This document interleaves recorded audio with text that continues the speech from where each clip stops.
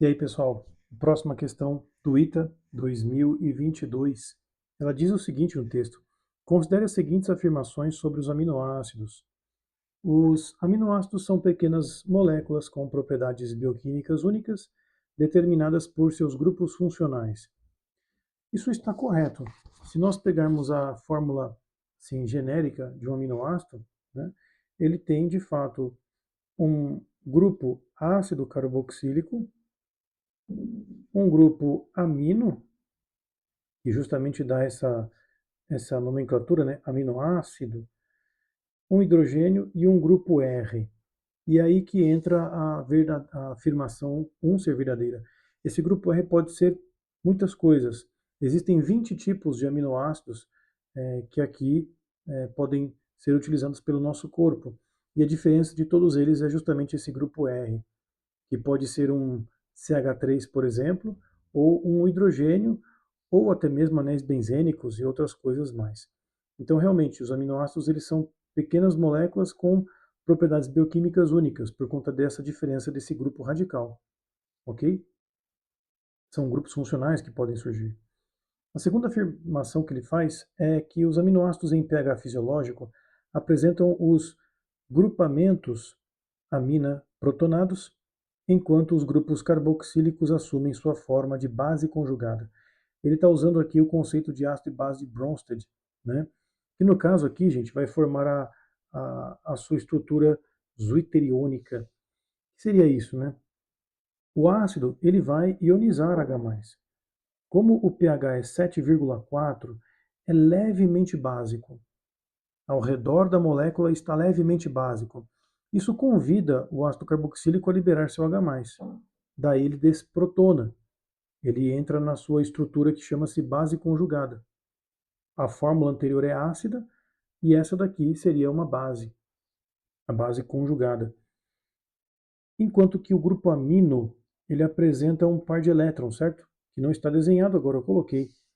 Esse par de elétrons ele pode ser protonado, receber justamente um H+, e aí ficando a amina protonada, que é o que ele menciona no texto. E aqui um grupo R qualquer. Então, esta estrutura, de fato, ela condiz com o texto e é ela que se dissolve no nosso corpo, solubiliza-se até mais fácil por conta das cargas presentes. O pH 7,4 ele consegue proporcionar esta situação. Veja que para a amina, mesmo sendo um pH levemente básico, para ela esse ambiente é ácido demais e ela acaba captando um pouco de H+ do meio. Esse seria um ponto também importante na bioquímica. Aí vem a terceira afirmação. Os aminoácidos podem se polimerizar por meio de reações de adição para formar as ligações peptídicas? Não, não é uma reação de adição, é uma reação de condensação. Vamos pegar aqui um aminoácido genérico, vou colocá-lo aqui como R1, e veja que a fórmula zwitteriônica ela não é tão necessária nesse momento. A ideia seria formular uma reação de condensação. Esse termo condensação se deve ao fato de soltar moléculas de água após a reação. Veja só, nessa união que eu estou criando aqui, que ninguém está vendo, agora tá, né? Desculpa aí. Então temos os aminoácidos 1 e 2, certo? Você pode conectar aqui esse H+, ou esse H, perdão, com o H-, saindo o quê? Moléculas de água, criando a união que nos interessa. Então, esse aminoácido R1 vai utilizar o seu grupo ácido carboxílico para se ligar ao grupo amino do outro aminoácido R2. Veja que há a formação de uma amida. A função amida, aqui destacada por mim, é o que caracteriza os aminoácidos. Como eu juntei H com OH, qual que é um outro subproduto? H2O. H2O. Por isso que o nome dessa reação seria uma reação de condensação. Condensação. Quando forma água, no geral, a química chama de condensação nas reações orgânicas, por conta da água que sair vaporizada e condensar ao redor do recipiente ali feito. Bom, essa então seria a explicação do porquê que a terceira está errada. Por enquanto, primeira e segunda verdadeiras. Quarta afirmação. As variações no comprimento e sequência de aminoácidos de polipeptídeos são características que contribuem para a diversidade na forma e nas funções biológicas das proteínas. Sim, isso está correto. As variações que sejam sutis, elas vão propiciar trechos desta molécula que podem realizar interações intermoleculares específicas.